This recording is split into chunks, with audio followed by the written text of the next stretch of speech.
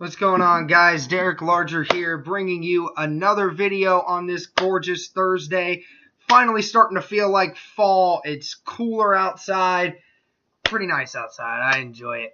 I'm going to be bringing you guys another quick video. This will be my top threes, again, for the NCAA and the NFL, my upsets and my lock-in picks.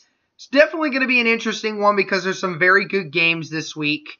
A lot of games that are supposed to be pretty close outside of Alabama and Ohio State for NCAA, and most of the games for the NFL are pretty close this week. It was hard to do this list for me, but we'll see where we go with that, and we'll see if you guys agree with me or not.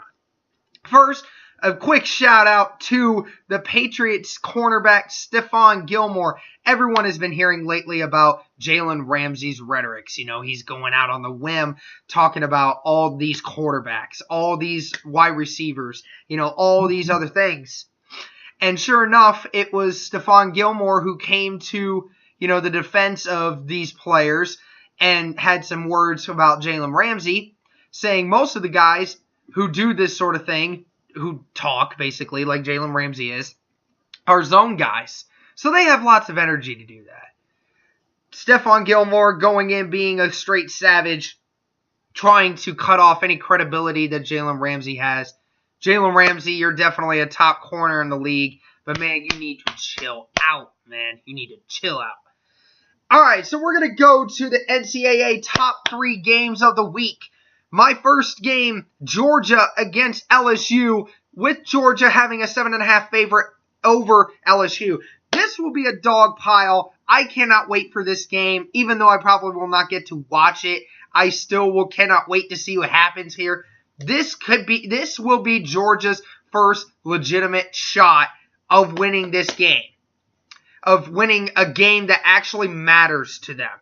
It will make them seem playoff ready to a lot of people who are debating taking them out right now. There's a bunch of people that are wanting to throw Clemson and Georgia out of the mix right now. Georgia definitely has their work cut out for them because they're going to be in Death Valley at LSU, and LSU coming off hungry against this team. I think that LSU could pull this game off. This could be one of those upsets, which made me reconsider this pick, but I'll go Georgia this week. I know it's thrown up in the air right now, but right now I'm just going to go with Georgia, just simply off a higher ranking, not knowing a whole lot about them just yet. This week will determine a lot more to me about where Georgia is and what LSU might be, but right now I'm going to stick with Georgia. I'm going to just stick with them right now. If anything happens, then don't say that, you know, I was sold on them, because I'm not. I think LSU is a good shot. All right, the next game, Washington versus Oregon, number 7 and number 17. Washington with a 3-point favorite. Now, I know that, you know, Oregon has been on an offensive tear lately when it comes to, you know, other opponents. I know they put up 55 against my Bowling Green Falcons, but their offense only goes a specific way. I think Washington still has the better quarterback. I think Oregon is still trying to recover from that Stanford loss. I think Washington goes in there and beats the spread of 3, which is what it is. I think that they beat that spread. I think Washington wins this game by a close margin, though. And then the big game, the one that College Game Day is going to, even though they shouldn't be, because they should be going to the Georgia LSU game, but that's for another discussion. Number 15, Wisconsin versus number 12, Michigan. Michigan with an 8.5-point favorite. And I have to agree with people. I hate that I'm agreeing that Michigan is going to win this game because, you know, I'm an Ohio State fan, but I have to agree. Michigan, their offense besides week 1 against Notre Dame, Michigan's offense has gotten so much better under Shea Patterson. He's been performing a lot better. He's not been as dynamic as he could be, but he has gotten a lot better.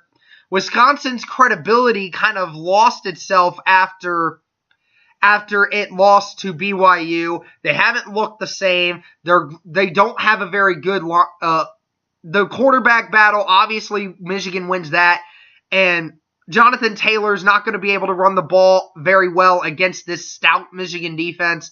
I think Michigan does win this game by 2 scores, so I do agree that Michigan will win this game. All right, so my upset alert, I'm going to put the upset pick. Number 10 UCF versus Memphis. Now, I got my upset pick right last week. I got it right last week. Auburn lost to Mississippi State, who is now ranked, by the way. And UCF, they've been hanging in there. They've been a very good team. But whenever I see Memphis play in their home field, and especially against a big team, they put up big numbers all the time with that offensive system. So I have them pulling off the upset against number 10 UCF, the former champions. Yes, we can discuss that at another time. But they are technically considered the champions from last year along with Alabama.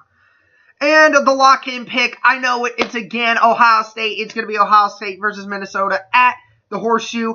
I know it's another lock-in, but there were just so many picks. Besides Alabama and Ohio State, there wasn't a lot of games where I could definitively be confident and say, oh, they're going to win.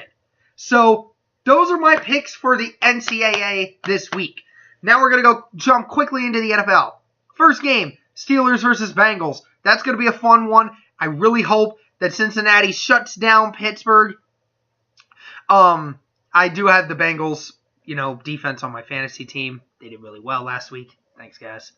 They helped me win. But anyway, I do believe that the Bengals will win this one because they're at Cincinnati, coming off a big week. I know the Steelers are coming off a big week also, but I trust the defense of the Bengals a little more than I do the Pittsburgh Steelers. So I'm going to go with the Bengals winning the spread of 2.5. And the Chiefs versus Patriots. New England with a 3.5 favorite. And this was almost about to be my upset, even though I don't know if you can really make it an upset. Patriots are always good, especially when they're in Boston. They're in their building. I do believe the Patriots will win this game. I do believe they're going to be leaving the Chiefs with their first loss. I do believe that the Rams will be the only team to be undefeated after this week. Because I believe the Patriots, after finding some of their mojo back, especially having Julian Edelman back and some of these other, finding these other weapons Tom Brady's been able to do, the Chiefs' defense has not looked very good in this season so far. So I'm going to give the edge to the Patriots. This is just hard not to. And then the Eagles versus the Giants tonight. That is going to be a 3-point favorite for Philadelphia. I have to agree. I think Philly does win this game, even though they're in New York. New York has had difficulties all year long. They've been inconsistent in the pass game. Their defense is still very good, yes. But I do believe that Carson Wentz will bounce back. This team desperately needs it. I do think they will win it. I think they desperately need it. Even though the Eagles are on a short week. I get it. But still, though.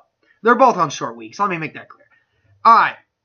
So, yeah, Eagles winning that game by the spread. Upset alert. I had this team as the defeat team of my lock-in pick last week. They ended up proving me wrong. So I am not going to let it happen again. Browns upsetting the Chargers. Now, I know people say, oh, that's not much of an upset. But yes, but the Chargers do have the better record.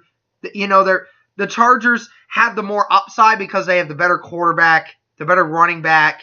They should win that game, but I think Cleveland will win this game by a few points. I believe they will. Lock in the Vikings versus the Cardinals. Vikings definitely put a stamping on Philadelphia to show everyone why it is that they deserve to be called a contender for the Super Bowl. I think they go in, they win this game by a few scores, even though it's in Arizona. I think the Vikings will be my lock-in pick this week. All right, that's going to be it for now, guys. Hope you enjoyed. Be sure to watch my channel here coming up in a few days because I'm supposed to be recording with my friend Toby tomorrow. We're going to be making some videos. We're going to do some more collab videos over the few weeks, as I've mentioned to you guys already. So be sure to keep getting involved in this, guys. Keep liking, subscribing, commenting on what I'm doing right and what I'm not doing right, what you want to hear more of. I will probably do some more fantasy football next week. But until the next video, guys, peace.